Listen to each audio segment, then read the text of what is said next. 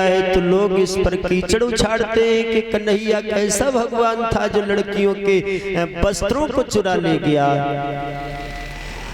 देखिए भागवत के श्रोताओं, भगवान कन्हैया ने उन लड़कियों से ये कहा था कि तुम नगिन होकर के यमुना नदी में स्नान नहीं करोगी। हमारे सही भारत में ये माताएं पहले अज्ञानपन में नदी तालाबों में निर्वस्त्र होकर के नहाया करती थी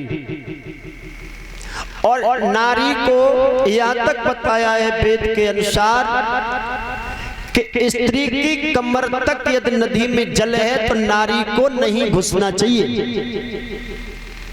हमारे वेद के मुताबिक ये कहा गया है कि नारी के यदि कमर तक जल है तो नदी तालाब में नारी का घुसना वर्जित है, क्योंकि उसका धर्म नष्ट होता है, उसके पति की उम्र कम होती है, उसके घर की बरकत खत्म होती है। तो भगवान कन्हैया के इस द्वापर युग में नारियां नगिन होकर के स्नान करती थी तालाब यमुना नदी में। तो भगवान ने कहा कि नारी को स्नान नगिन करके ये वर्जित है, स्नान नहीं करना चाहिए। तो लड़कियां नहीं मानती थी, नारियां नहीं मानती थी। तो एक दिन भगवान ने उनके वस्त्रों को चुरा लिया। अब वस्त्रों को चुराने के बाद कदम की डाली पे चढ़ गए। अब लड़कियों को नहाते नहाते काफी देर हो गई है भैया, ठंड की वजह से दांती बजने लगी है। तो लड़कियां बड़ी हैरान होने लगी, कहने लगी अब क्या करोगी सखी, हमारे तुम्हारे वस्त्रों का ही पता नहीं है कौन ले गया। काफी समय हो गया, जब परेशान हो गई, गांव के लोग उसी रास्ता से निकल करके जा रहे हैं। अब नगिन खड़ी है, शर्म की वजह से सर नीचे को झुक गया। तो भगवान कन्हैया ने कहा अब इनकी शर्म को थोड़ा हटा दीजिएगा। तो भगवान ने बंसी को बजाया और जैसे ही बंसू की धुन सहेलियों के कानों में पड़ी है, लेकिन भगवान कहीं नजर नहीं आ रहे हैं। श्याम कहीं नजर में नहीं आए, बंसी की धुन तो कान में नजर आ रही है। आपस में एक दूसरी से कहती बहन श्याम कहाँ है, यदि कन्हैया आ जाए तो वो ही वस्त्रों का घर से इंतजाम कर देगा बहन, अब यहाँ और कोई तो आने वाला नहीं है। तो लड़कियां आपस में कहती बहना देख ले बहन का भगीरथधारी, देख ले बहन का भगीरथधारी।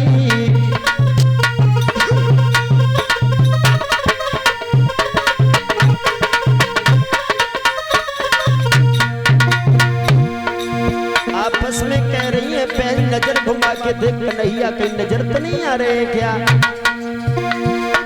देख ले बहन का गिरधारी ब्रजनंदन बनवारी, बहना ब्रजनंदन बनवारी। पर कित से आई रही धुन बंसी की, निकलती धुनी जमे न्यारी न्यारी। देख ले बहन का गिरधारी, देख ले बहन।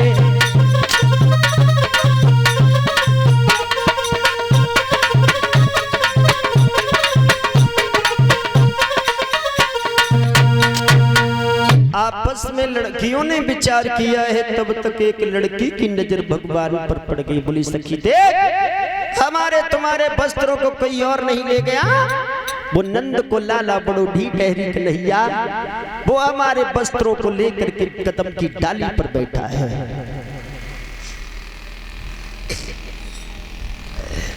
हबन जानी तुम 5-6 गए बने के, तो उल्टी गंगा भाई गई। अरे भगवान, तो गंगा को पानी बम्मा में हर रहा है, पर कोई बात ना, किस्मत है ना, भगवान बचा है। इतने पाप में ना डारो। भगवान की पावन भी कथा में ध्यान दे। श्री सुखदेव भगवान समझा रहे हैं, भगवान कन्हैया ने जैसे ही गोपियों की तरफ देखा है, उदास हो गई हैं। तो लड़कियां कहने लगी तुम्हें शर्म नहीं आता है श्याम, शर्म नहीं आती है तुम्हें? अरे जवान लड़कियों के वस्त्र चुरा करके कदम की डाली पर बैठी है, तुम कैसे कन्हैया हो? अरे लोग तो तुम्हें कुछ और दृष्टि से देखते हैं, लेकिन तुम इतने गलत, बिल्कुल गलत है। भगवान कहने लगे शर्म हमें तो आती है गोपियों, लेकिन शर्म तुम्हें नहीं है, और तुम्हें शर्म ही होती तो यमुना नदी में नग्न होकर के स्नान नहीं करती होती, मैंने तुमको कितनी बार रोका है। अब हम ये शपथ दो, कसम खाओ कि आज से यमुना नदी में कभी नग्न होकर स्नान तो नहीं करोगी। बोले मैं यमुना मैया की सौगंध खा के कह रही हूँ श्याम, हम कभी यमुना नदी में स्नान नग्न होकर के नहीं करूंगी। भगवान कन्हैया ने ये कसम ली है, वस्त्रों को पुनः दिया। उस ही दिन से गोपियां, भारत की नारियों में ये प्रथा बन गई कि नग्न होकर के स्नान नदी पोखर तालाबों में बंद कर दिया। पहले भारत की नारियां नग्न अवस्था में स्नान करती थी, जो इसमें वरुण भगवान का अपमान होता था, नारी का धर्म नष्ट होता था। ये भगवान ने इस कर्म से रोका था, इसलिए वस्त्र चुराए थे। अब बात मानो या न मानो, ये तुम्हारी खुशी है। बोलिए सच्चिदानंद भगवान की। व्यास नंदन श्री सुखदेव भगवान ने बताया, सुनो महाराज परीक्षित, भगवान कन्हैया एक दिन वृंदावन में थे। वृंदावन में अरे बड़ा आनंद था, कितना आनंद था।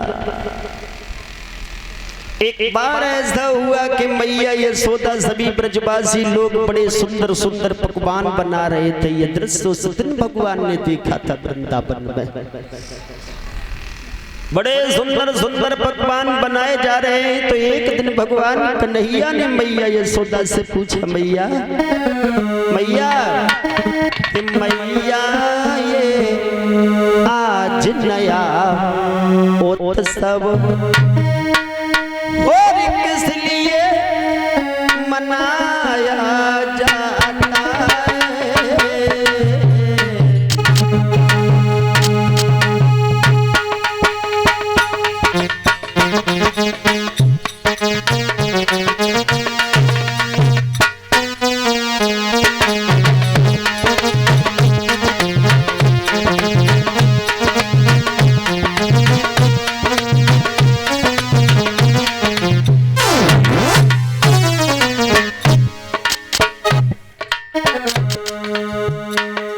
भगवान श्याम सुंदर एक दिन यशोदा मैया से पूछ रहे हैं, जिस रसोई में माँ पकवान बना रही है, छोटे से एक नैया यशोदा से पूछा,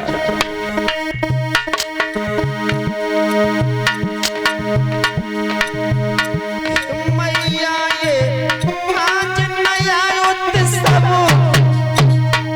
और किस लिए मनाया जाता है।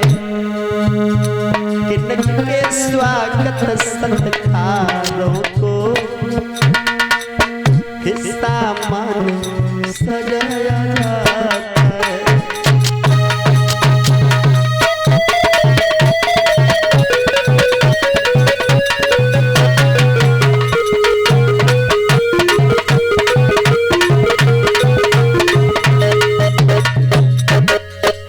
मैया ये आज नया उत्सव और किस लिए मनाया जाता है। किनके स्वागत सत्कारों को सामान सजाया जाता है। भगवान यादवेंद्र सरकार योगी राज कृष्ण ने पूछा है, माँ ये सुंदर सुंदर पकवान काहे को बना रही हो। आज हमें भूख लगी है मैया, थोड़ा मोकू पकवान दे दे।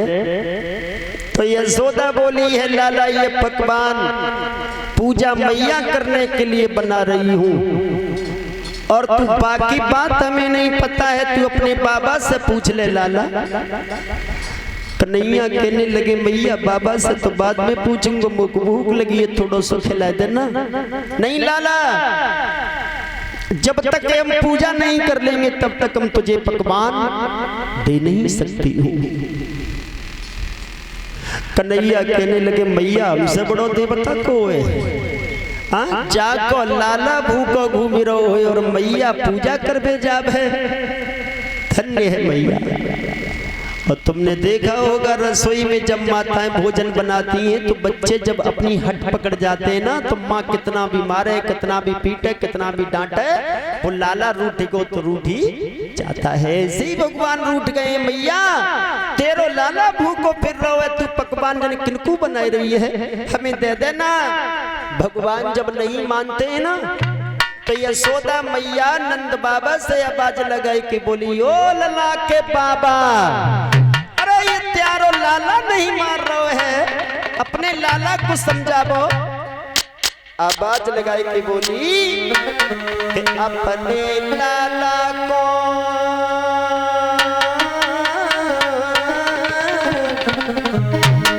हरी अपने लाला को बस समझ ले काना के पापा, हरी मिया को समझ आए हरी मेरी पतिया नहीं मान तुझे काना के पापा, मिया को समझ आए हरी।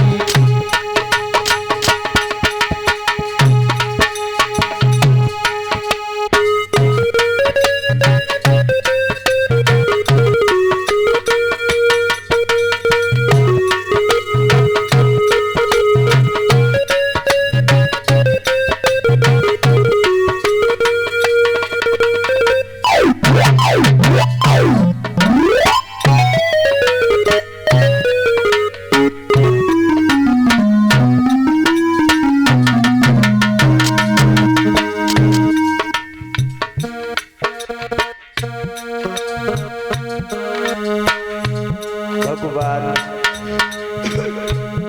कन्हैया की शिकायत करती हुई यशोदा मैया बोली है नंद बाबा से, बाबा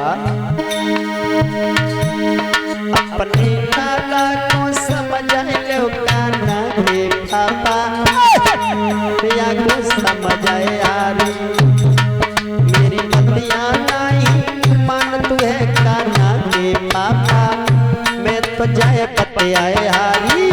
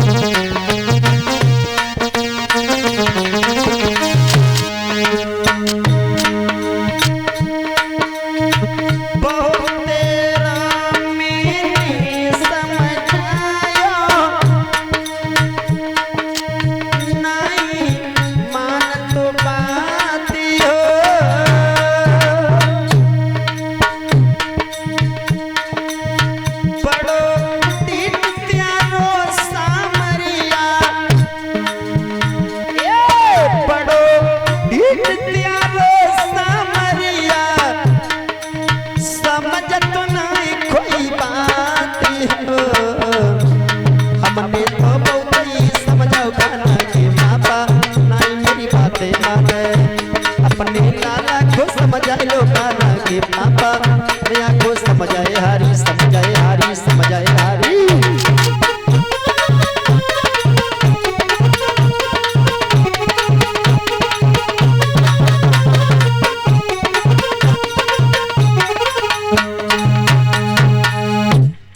यशोदा मैया ने कहा है बाबा